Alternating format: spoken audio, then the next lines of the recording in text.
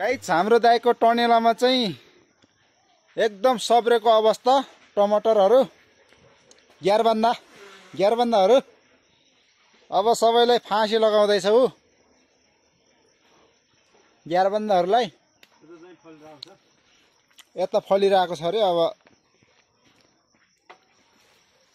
अस्ति त एक औँलाको थियो अहिले त बित्ता पुगेछ।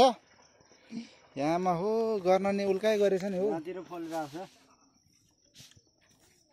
आमा यसको त यहाँ हेर्नु कति फलिरहेको छ। फलेर मात्रै हुँदैन राम्रो हुनु पर्यो नि यो त कुहिया जस्तो देखिन्छ त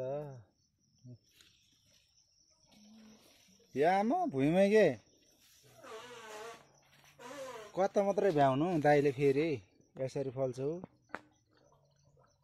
यहाँतिर पनि अब सुरु भइरहेछ अलिअलि फुल फुलिरहेछ।